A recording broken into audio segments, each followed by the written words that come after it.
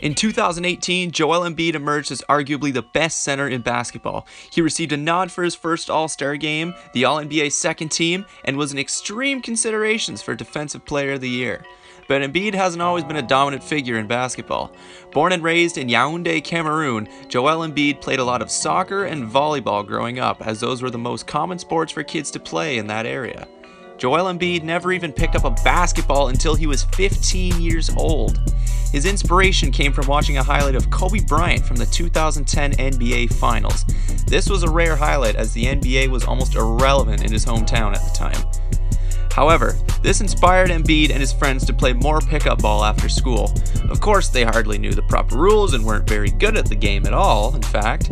However, Joel Embiid slowly began to warm up to the idea of basketball, so he got enrolled into a camp hosted by Luc Mbah a Moute, an NBA player for the Los Angeles Clippers and native to Yaoundé, Cameroon. Joel was visibly new to the sport and somewhat underweight at the time, but it was hard for Mbah a Moute and other hosts to not notice a 6'8", 6'9", 16-year-old with decent footwork. As such, Luc Mbah a Moute invited Joel to the Basketball Without Borders camp, where he would be able to hold his own, especially on defense. Eventually, with Mbah a Moute's mentorship, Embiid would move to Florida as a 16-year-old to pursue a career in basketball. Embiid's high school coach saw serious potential behind his extremely raw ability, even going as far as telling Embiid's teammates that he would soon be worth millions of dollars as a basketball player. Embiid's coach would sit down with him one-on-one and force him to watch hours of film of Hakeem Olajuwon, because Embiid seemed to have naturally gifted footwork in the post. Embiid took this advice to heart and soon after would begin modeling his game after the great Hakeem Olajuwon. That year, Embiid would carry his high school team to a 33-4 record while averaging 13 points per game, 10 rebounds per game, and 2 blocks per game.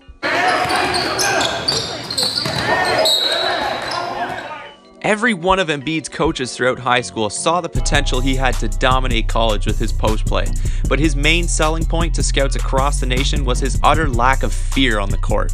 He was confident, he wanted to dominate you, he wanted to flat out embarrass you on the court.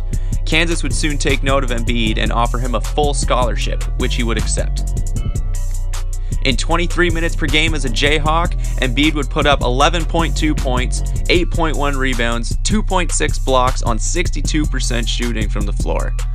However, Embiid would go down with a stress fracture that season and miss the NCAA tournament. On top of that, Embiid would suffer a right foot stress fracture during a pre-draft workout and would be ruled out for at least one full season in the NBA. Despite knowing this, the 76ers took a chance on the Cameroon native with the 3rd pick in the 2014 NBA draft. Joel Embiid from Yaoundé, Cameroon, and the University. Something again would end up going wrong with Embiid's recovery process, however, and he would be forced to sit out the 2015-16 season, his 2nd year in the NBA. NBA fans began to seriously question at this point if Embiid was the next Greg Oden. Fast forward to the 2016-17 NBA season, it was now Embiid's 3rd year after being drafted, and he was now finally able to step onto an NBA court for the first time and prove he was ready to compete.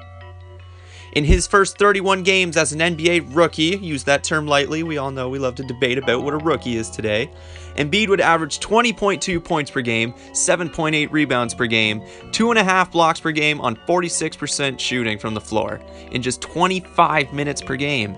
However, on that 31st game, Embiid would go up for a dunk, land awkwardly, and end up with a torn meniscus, cutting short his rookie season.